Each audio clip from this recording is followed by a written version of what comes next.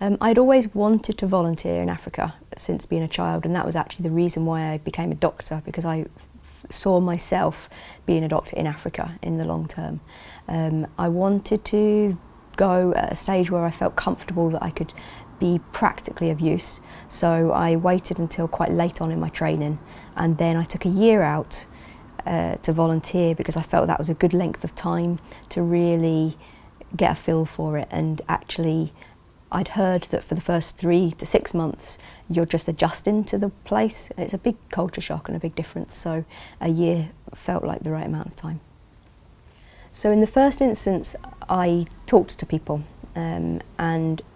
I discovered that one of my consultants had a connection, that the paediatric surgeon in Malawi had worked in Scotland and therefore he knew people. So there was initially that personal link there. To physically get time out of training was a little bit more difficult, because as a paediatric surgeon you were very much expected to spend a year away, but this was meant to be in a centre of excellence where you learn a new skill, and those were the sorts of year outs that were being encouraged. For me to say that I wanted to go to a country that didn't have a formalised training programme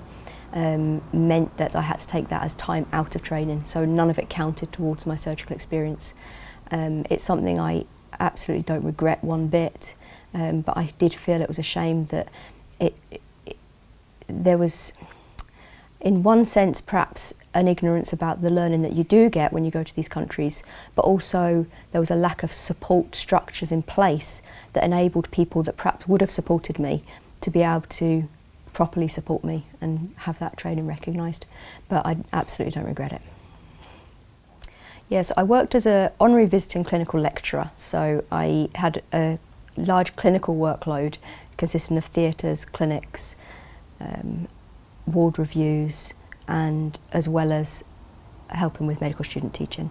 There was a huge amount of pathology. I saw cases that I would never see in a lifetime's career working in the UK.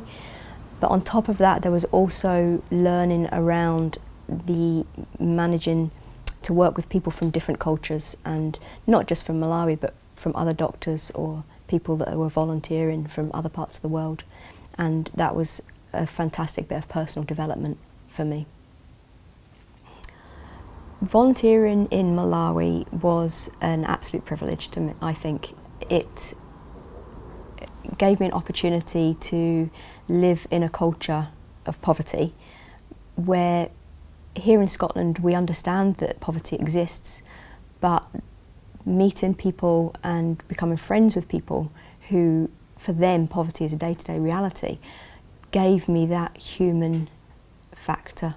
part, and it put names and faces to what poverty actually means, and therefore instilled a passion to want to continue to try and make it better,